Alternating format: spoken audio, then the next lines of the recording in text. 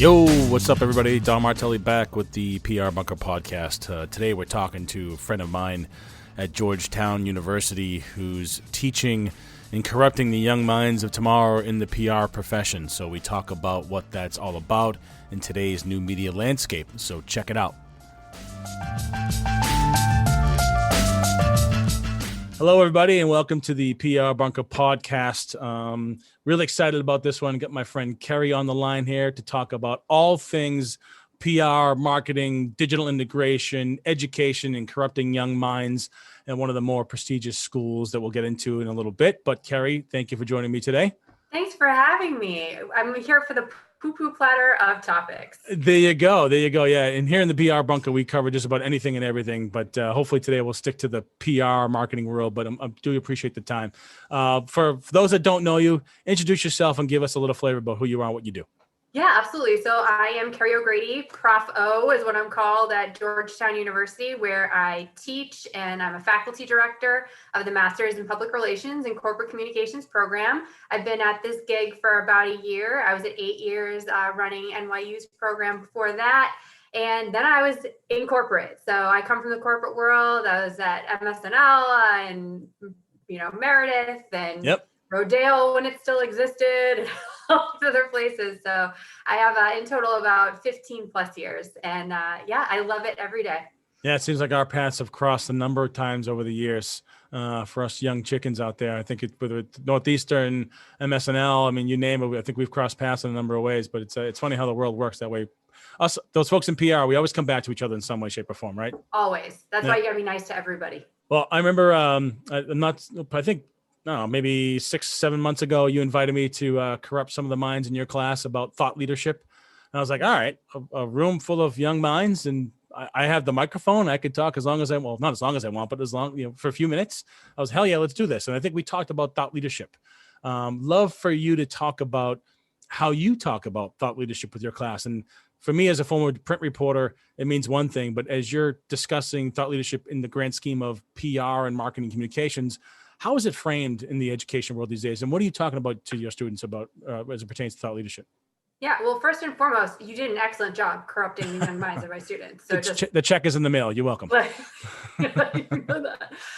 love that you brought in the differentiation because even in PR, thought leadership has morphed in the past year, I think, with COVID and social injustice and the election, right? I think pre-COVID, thought leadership for PR was, let's get our CEO out there to be an expert in something. Let's have him do a speech. Let's have him do a conference, or him or her. And now it's really about being that brand or that individual that people want to seek information from because you're trustworthy and you're credible. And that is what people are looking for right now. So it's more along the lines of how you present yourself, the ethics that you put out there in the marketplace, and how your reputation is really becoming more of a persona in the marketplace. And so where do customers and stakeholders get their information? Usually from their peers. And we want a brand or a CEO to be a peer at this point. Sure.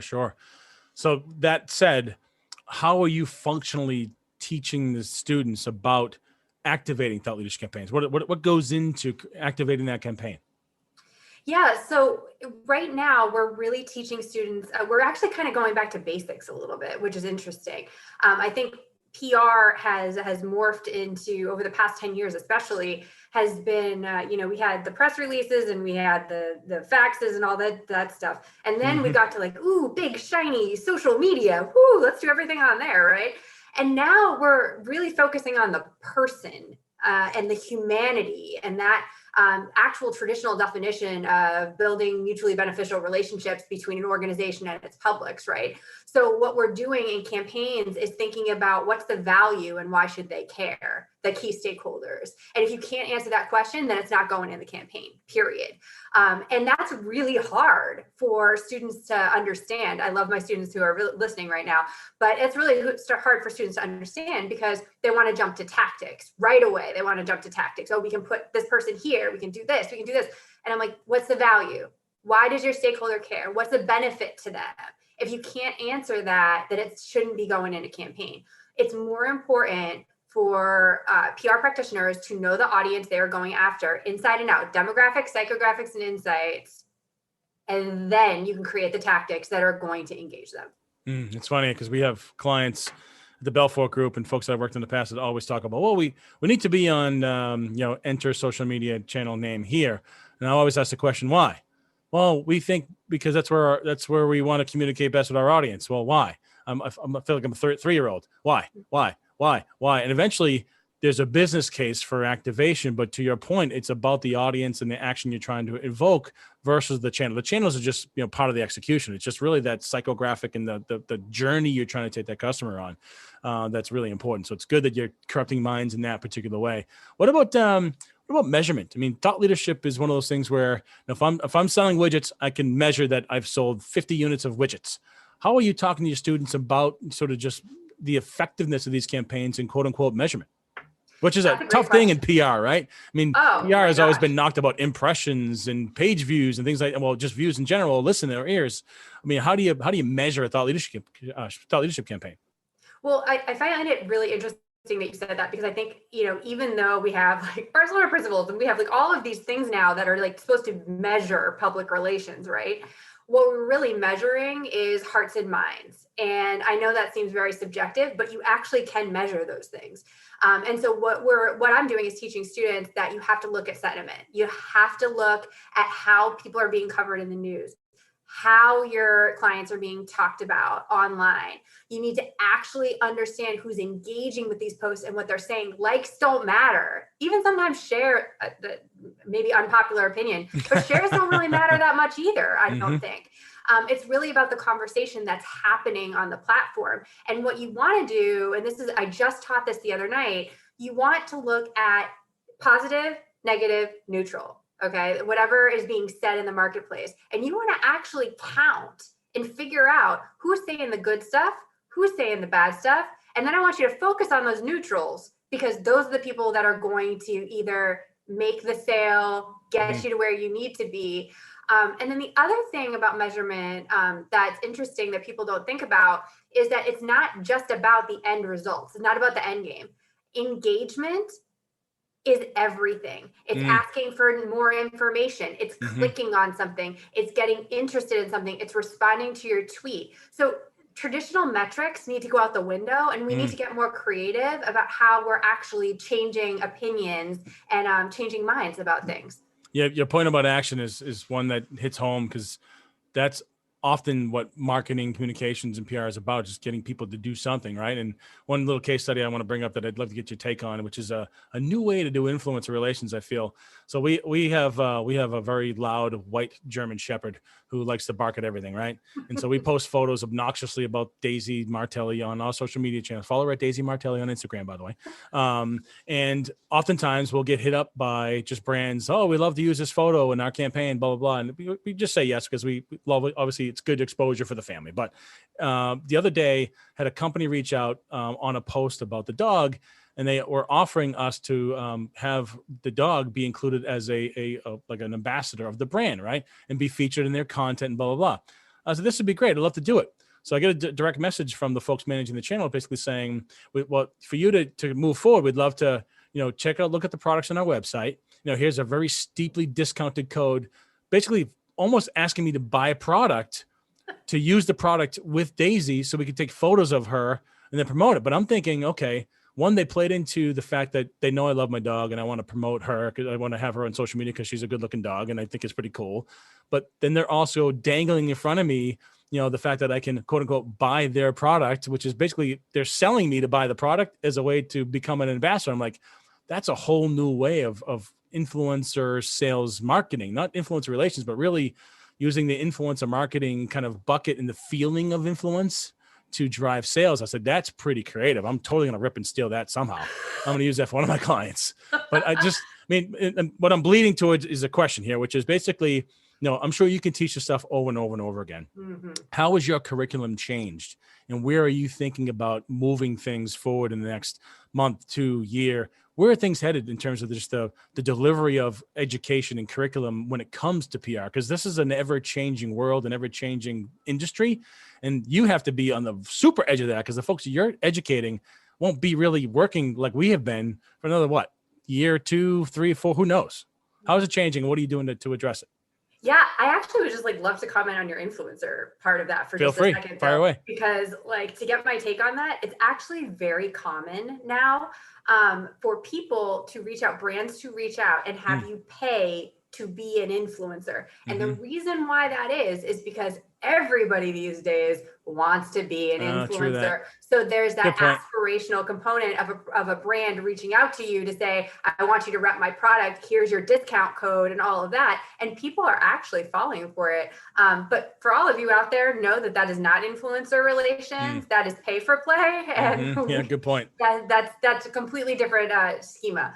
But that's a podcast for a different day. Yeah. Well, do you cover influence relations at all in your coursework? Oh yeah, for sure. And influencer has it has morphed into a jargony term, right? Sure, big time. Everybody is an influencer now. And really at the end of the day, nobody's an influencer. People gravitate to who they trust and who they want to listen to. Good point. And that is an influencer. So if you're going to pick an influencer for something, I put that in air quotes for all of you because I honestly think there needs to be a better term than influencer. Yep. Somebody who can make change on a certain topic, who can influence decisions made about that product or service, that is who you want to be a spokesperson for your brand. And you do not ask them to pay for their engagement. Valid. So Daisy deserves better. Yeah. I love it. Yeah. Woof. Right. Hashtag woof. I love it. Now, how about, I mean, when I was in school, I remember like I left the business program in Northeastern because I hated the math. And the next 6 months was a co-op, and they threw a co-op at the Globe at me. And I was like, I'm not a journalist. I think I can write, but I'll give this a shot. And it stuck clearly because I'm in the business. But influencer relations wasn't a thing when I was in Northeastern and taking those courses. So like what you've got to teach is it's much deeper and vast than what I had to learn, what you had to learn. What does that look like from a curriculum design? How do you stay ahead of it all? I mean, what's that madness look like? Yeah, no, and that's a great term to use. It is madness. I spend so much time, so many late nights, so many weekends, just looking at influencers in our space, like thought leaders in our space. What are they talking about? What are employers looking for? Peeling through job listings to see what's going on. And then I'm also watching where the news is going because PR practitioners help create that news, right? And so what do we need to be prepared for? What are people looking for? And so what we're doing right now at Georgetown in our program is that we're trying not to be trendy. We're trying to be long-term because I'll be honest, a lot of our competitors are Smart. Like, hey, there's a diversity problem. Let's throw in a diversity class. Or sure. Let's social media crisis is a problem now. So let's do that. And it's like, that's not the answer. I don't think it's the answer. Yeah. I think that you need to be looking at the root cause of that problem. What's the root cause of a social media crisis? What's the root cause of a social injustice issue? And we're really creating our curriculum around that. So for example, we just launched a PR history class that is all about call-in culture with the students. And what I mean by that is that we realize that a lot of our students don't understand the history that got us here, right? How did we get to where we were last year with George Floyd's murder? How did we get here? Well, we have 400 years of history that you need to figure out. And we're not going to teach you 400 years of history, but we sure as heck are going to tell you about the people that you need to be mindful of when you're making decisions for your client that really influence this space.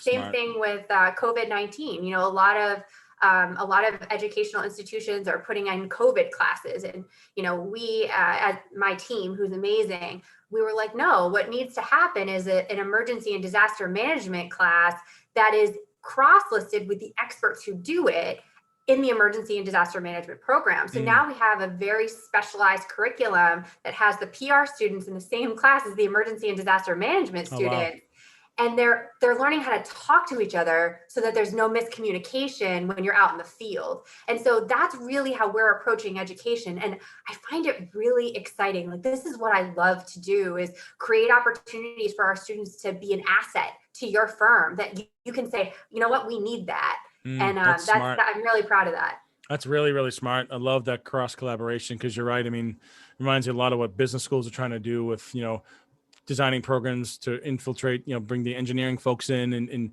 because, business in general, I mean, it touches many components and many skill sets. So that cross collaboration is fantastic. Well, we're up against my mark a little bit, but I'd love to, if people wanted to learn more about you and the program, where can they find you? Yeah, so they can find me. You can go to the Georgetown SES website and just put in PRCC. That's my entire program right there. You can tweet me. That's probably the best way to get a hold of me, at O'Grady, OGRADYKL, Cool. on Twitter. And I am open for conversation always.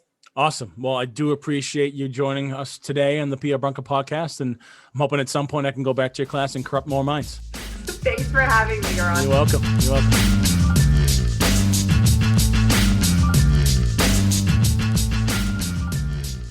Thanks for joining me on the PR Bunker podcast. This was a fun one.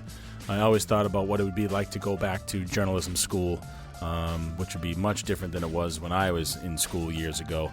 But it's good to understand how the young minds of tomorrow's PR game are being taught and what's going on in the classroom there. So appreciate Kerry taking the time out from Georgetown University to do the session with me today. In the meantime, you can find other episodes of the PR Bunker podcast on Spotify and Apple, and of course on prbunker.com. And I'll see you guys next time.